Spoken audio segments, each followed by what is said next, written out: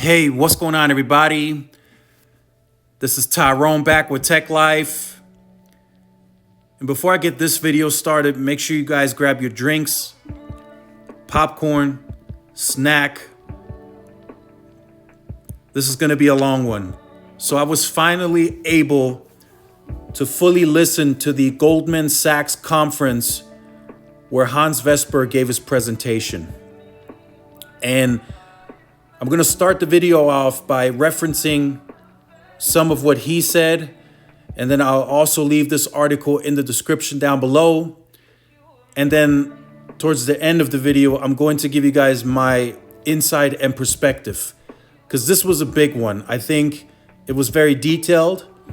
And in fact, I may have gotten more of a feeling in this conference versus even the analyst day when they presented, which was mostly pre-written statements and pre-written guidance. So this is more of a one-on-one interview, and that's where I wanted to start off. So one thing I got from this right off the bat, to give you three key points: premium unlimited, premium platform, premium network. So Verizon, as an overall company, is positioning themselves to be premium. And I get a sense that this is the reason they want to enter the value play. And that's the reason they're buying TracFone, is because they know the company is getting ready to be really, really, really expensive, very expensive. And as you see by the title, and this title didn't go with the three key points of mine: premium, premium, premium. I hope they don't raise prices, but Verizon expects a big year for 5G. Why that might mean paying more for the service. So they're already the most expensive carrier now on the plans. So I hope they don't even think about raising prices, but that's Baron's opinion, and that's their title. So I will leave this article in the description down below. So the three key points that I emphasized, premium, premium, premium, on all of them, is because that's where Verizon is heading. If you guys watched my video earlier in the morning, Verizon wants to add more value, or they see an opportunity to add more value on an already crowded unlimited plan. Now, that unlimited plan is the premium plan or premium plans. And there's a step up for you as a customer or consumer to get into that plan. So you have to pay more for that plan. So that already increases Verizon's ARPA and ARPU. So that's their strategy, and that's something that they felt they needed to do because there was no other option to really grow the profits, the revenue, the service revenue without having to increase prices. So I don't necessarily agree with Verizon having to raise prices, but that may come up in the future because that 5G network build out is insane right now. And that's another key point that I also talked about: premium network. They are taking the 5G very serious. They still plan to do 14,000 millimeter wave nodes this year nationwide, and they still are on track of touching the 7,000 to 8,000 macro sites with C-band. Now, a quote from Hans during the conference: "This is the most network deployments we've ever done." So they are super, super, super, super busy right now deploying. And it's a very precise deployment. It's very well thought out. They're going according to their plan at their pace. We knew the 2 to 3 extra billion that they're going to be able to spend this year out of that 10 billion that they set aside for the 3 years was going to accelerate everything. That means they had separate spending for the C-band. That means the 17.5 to 18.5 billion, they can deploy millimeter wave and whatever else they need to do, macros, small cells themselves. They have enough money to make it happen. And they are making it happen. So there are some shortages that he discussed. There are some labor shortages, equipment shortages, but they're finding workarounds and they're working very close with the vendors to try to alleviate any issues, and they're trying to look at alternatives. And that's something that he stated they're doing for their customers. They wake up every morning, he says, trying to figure out how to make it a better experience for the consumer, the customer. So that means they want to lower the churn. They want to have the better and best network. And that's something that he was also asked now that all his competitors have bolstered their mid-band portfolio. Can and how will they still maintain leadership on the network? He says it's very simple. We had the best network during LTE. We had the least amount of spectrum during LTE, and he emphasized that. He's like, people forget we had the least amount of spectrum during LTE with the most amount of customers, and we were still rated the best network. And he's not wrong. He's telling the truth on this one. They had the least amount of spectrum with the most amount of customers, and they had throughout the LTE era, maybe it was a little bit more closer towards the end of LTE, but throughout the LTE, most of it, about 90% of it, they had a clear lead on network performance across the board. And he attributes that to his engineers. He says they're forward-looking, they're visionaries, and they built the network according to what they think it'll look like in the future.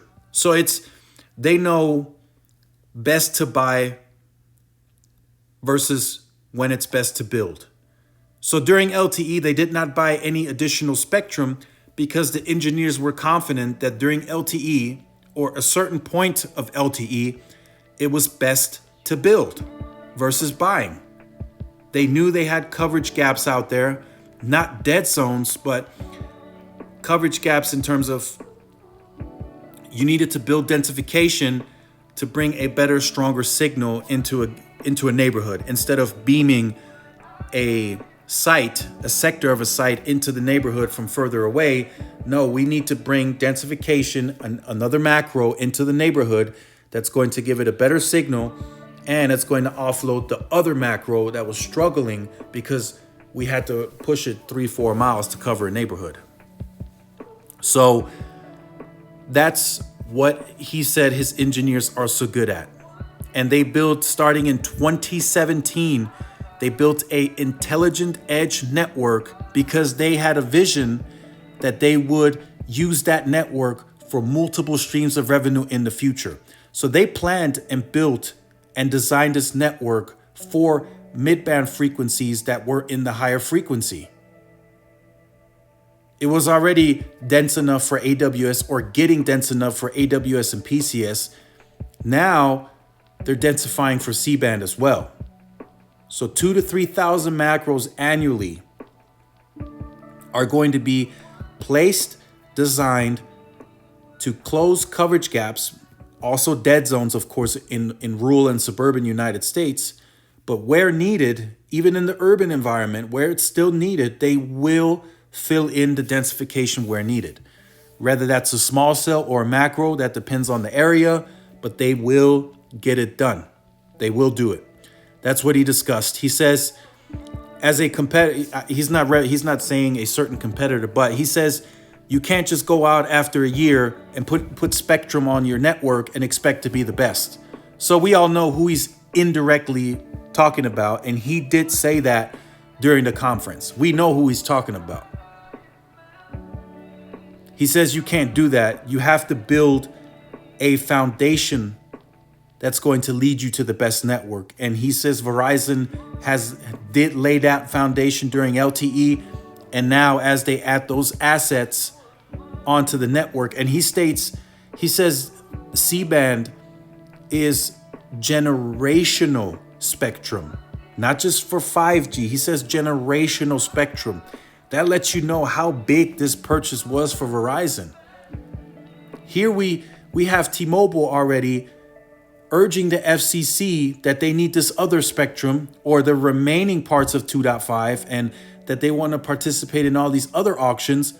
Verizon is like, no, the C-band we got now is generational spectrum. Just to put that in perspective. Because they know how to build. They built a network with less spectrum. Now you put more spectrum onto that same grid. I mean, if you are a firm believer in common sense, then you should know what Verizon is about to do is going to be very dangerous. They have a tight grid. It may have not been fully realized on a nationwide scale. In every single market, they may not have that densest grid yet, but I can guarantee you they have, at least from what I'm seeing here and what I'm being told in some other markets, they have a denser grid on the macro side versus T-Mobile. I know New York City, Chicago, and some of these bigger markets, T-Mobile just went all crazy on macros and they have more macros deployed. But Verizon over the years has even offset that with small cells. So it sometimes is still, which is crazy, easier to get a small cell approved on the city levels, the ground levels, versus a rooftop macro. Rooftop macros take a while to get approval. That's something that Dish is dealing with now too, which that's a topic for another video. But it takes a very, very long time to get approval. So Verizon is trying to find that balance. Here in my market, they are more, as of now, they are more macro based. Small cells are coming, they're filling them in, they're being built, but they are more macro based. They have a tighter grid versus T-Mobile. They have obtained that now. I can confidently say with the recent 4 to 5 macros that they built in the last year, they now have a tighter grid versus T-Mobile. So just to give you guys some context and perspective so you can get a vision, there's a street that I commute on, and T-Mobile has macros, 2 macros. They are about, I would say, 2 to 3 miles apart from each other. Verizon is on both of those macros, co-located with T-Mobile, and then they have 2 more macros built standalone that are Verizon only in between the 2 T-Mobile sites. So just kind of let that sink in. Now you have N41 on both of those T-Mobile sites, but now what if Verizon adds C-band to all of their sites? So I'm sure you get the picture now where Verizon wants to take this. Premium network, premium platform. By premium platform, I mean they want to take their platform, as I mentioned, as a content distribution, whatever you want to bring to their platform. It's a premium platform for that partnership to get on. Whether it's like I said, a content media partnership, drone delivery, whatever, they're getting onto a premium platform. And then the premium unlimited, they're going to bolster their unlimited plans with value, but you're going to uppay an increase to get that plan. And they are telling us, they are telling the market, they are telling the investors, they're telling the board members, this is working. We take number 1 share in service revenue, profits every quarter now. They're making the money. They're not growing the biggest by any means. That title belongs to Verizon and AT&T, but they take most of that ARPU, number 1 ARPU share, the most of it in the industry, and revenue because of their move to get people onto the premium unlimited plans. So to give you my perspective towards the end of this video, it's going to be interesting. This is now that Sprint left, which was sad to see. We really don't know what Dish is really planning. We know they're making some noise here and there. They're deploying their sites. That's good and all. But now I feel still the wireless industry is going to be the most interesting it's ever been heading into 2022. The most interesting. We're talking about going back and forth, a company launching this, another company matching that, and that being the trend throughout 2022 into 2023. We had AT&T take leadership on the promotional deal for the iPhones. Verizon immediately matched. T-Mobile had also had another deal besides the Apple one that also was very similar to the $1,000 off. So they're fighting, they're competing. The only thing that Verizon has not yet budged is on the plan pricing. They're still more expensive versus their competitors by, I would say, about $40, $50 after taxes. That's how much they're still more expensive. But like I said, premium network completely justifies that spending, and Verizon will tell you that. They will say we have a premium network, and they're not lying. They're really not lying. They're pushing this to the limit. They want to build millimeter wave. He says the engineers are so in tune with that. It's night and day. They want to build it. They want to put it out. They want to do it. They want to have no issues with fixed wireless. If they get customers to commit to the product, they want them committing to the product. They want to keep them. They want to keep churn low. They don't want congestion to ruin the experience. They want to have this perfectly optimized and perfectly placed so the customer has the best experience possible. So let me know what you think about this in the comment section down below. Again, I know this was a longer video. I just wanted to get all the points out there. I'm sure I've missed some points. I hope I covered it all very extensively. I really wanted to discuss this because I think they are, as I mentioned, the 3 key points: premium plan, premium platform, premium network. That's where they're headed. There's no ifs, ands, or doubts in my mind. They're talking generational spectrum on C-band. They got CBRS still. They talk millimeter wave. They're deploying. It was 2,000 miles a month on its own fiber. That kind of got reduced because of the shortage. They're now referencing 1,200, which as soon as more fiber is available, that'll go back up to 2,000. So the owner economics will come into play. We're going to see insane throughput on their own fiber. They won't have to lease from a third party. So again, let me know in the comment section down below how you feel about this. Did you think this was going to happen all along, or do you still have your doubts? Let me know in the comment section. If you have been on the channel or you are new to the channel and you have not yet liked, shared, subscribed, make sure you do so. Hit that notification bell so you are notified when I do upload content. Make sure to follow my social media outlets for more updates and interactions. Thanks again for watching. This is Tyrone with Tech Life. I will see you in the next one. Peace.